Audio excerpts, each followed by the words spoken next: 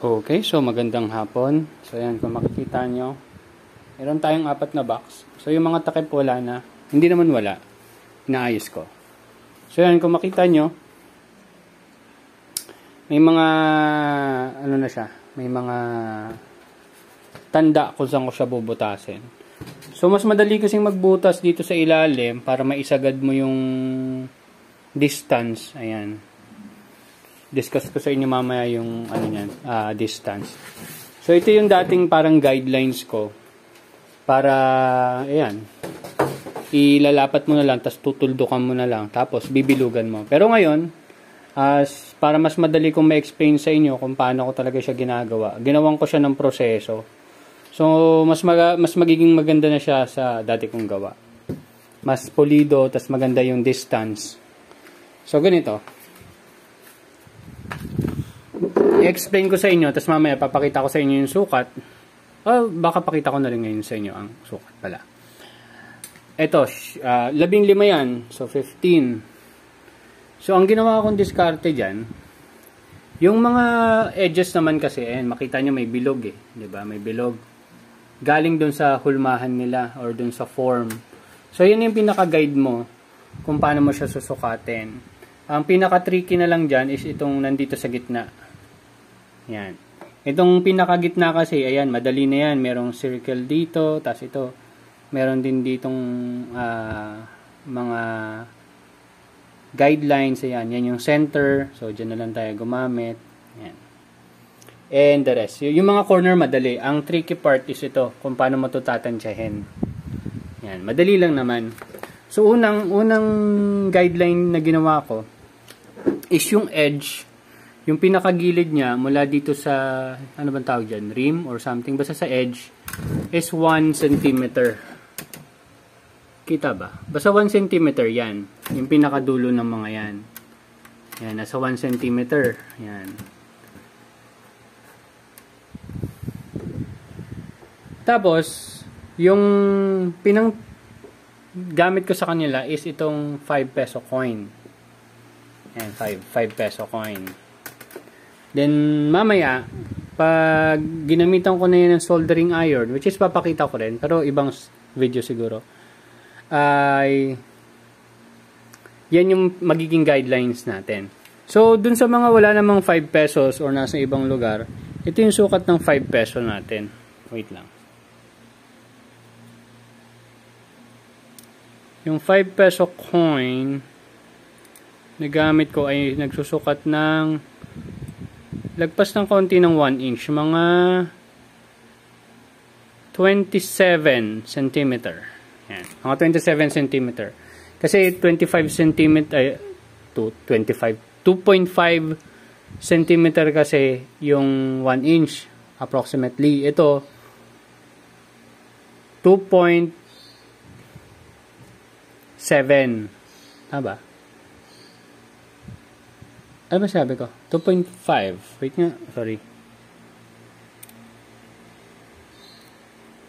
Ayan. 2.7. So, tama. So, nasa 2.7 yung, yung diameter nito. So, okay lang din naman. 2.5 ang gamitin nyo.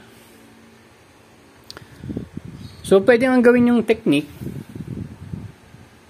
Wait lang. Gawa tayo dito kasi meron pa tayong mga blanco. Pakita ko lang sa inyo kung paano diskarte ang ginawa ko. Para magawan ng mga bilog-bilog yan. Kahit isa lang naman, makikita nyo na yung diskarte ko. Wait lang.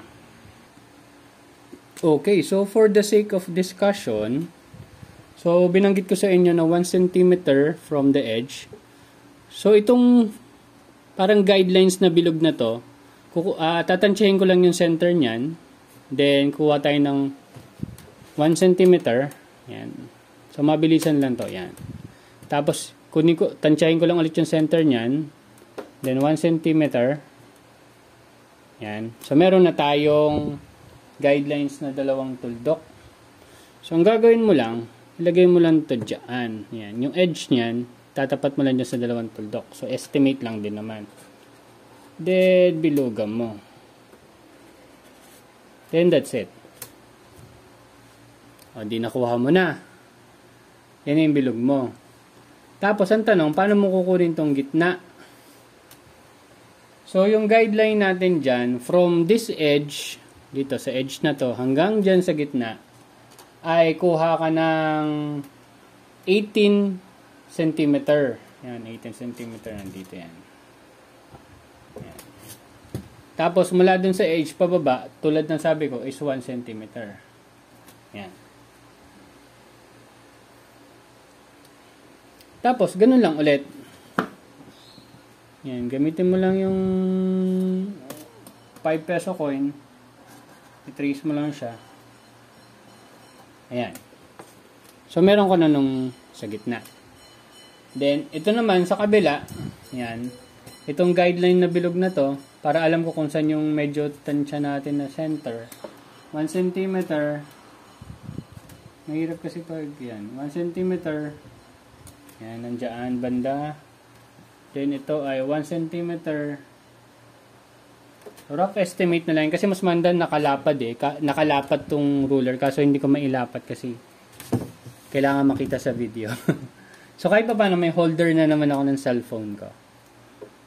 Ayan. So, yan. Sabi ko sa inyo, magiging guidelines. Ayan. Dati kasi, ang ginagawa ko, sobrang talagang gilid na gilid. Ngayon, medyo ginawa natin ng guidelines para may sukat naman. So, ang tanong, paano yung dito sa gitna? Kasi yung dito madali na eh. Meron ka na yung guidelines dyan. Pero paano yung sa gitna? So, ang ginawa ko naman guidelines dyan, mula sa taas, yan, is 21 cm. Kita ba? Hindi. Yan, 21 cm, which is nandito banda, yung 21. Ayan. So, hindi naman kailangan perfect. Tapos, mula ulit sa edge, 1 cm. Ayan. Ayan. Then, since may guide ka na dyan, ilagay mo lang yung 5 piso mo. Ayan. Ayan. Then, circle.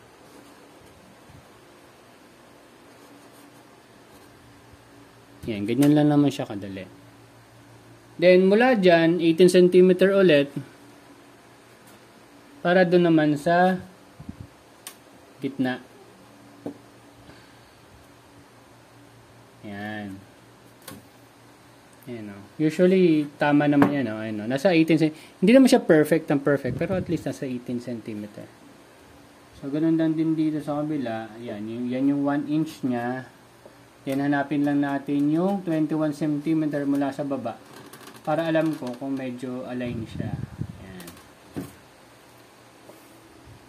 So, since nandito, yung pinaka 21 cm, dyan yung pinaka gitna nung coin natin. Tapos, tatama siya dun sa 1 cm na edge. And that's it. Tapos ito naman, i-center mo lang dyan yung pinakagitna ng coin mo. And that's it. Ay, sorry yan. So, ang tanong, gaano kalalayo yung butas natin? So, ito, center to center, nasa mga 16. Yan, 16. Yan. Approximately, mga nasa 16 cm yung pagitan yan. So, mga 6 inches. Lagpas lang ng kaunti ng 6 inches. Tapos ito naman, itong vertical distance natin, center to center, mga nasa 19. So, mga 7.5 inches yung pagitan natin dito. So, medyo okay na. Maganda na yung ganong distance. Then, hindi ko na papakita itong sa gitna kasi, ayun, may guidelines ka naman. Ito. Mula dito, 1 cm. Ayan. Tapos bilogan mo. Tapos dito naman sa pinaka-center, ayan meron ka dito. Pagitnaan mo lang yan. Bilog. Yung 5 peso coin mo. Ganun din. Tapos yung sa kabila, ganun na lang din ang magiging guidelines nyo kung paano nyo to ginawa. So, tandaan nyo, 1 cm from the edge, dito. Tapos dito, 1 cm. Then, para dito sa gitna ay 18. Ito, yung pagganit pahaba na ganyan. And itong pa-vertical naman na to ay 21 cm from the edge. Ayan. Ito 18 from the edge. Okay, so tapusin ko lang yan, then i-part 2 na lang natin yung pagbutas. Tapusin ko muna. Kasi meron pa akong isang gagawin pa pagkatapos nito. Yun lang. Bye-bye.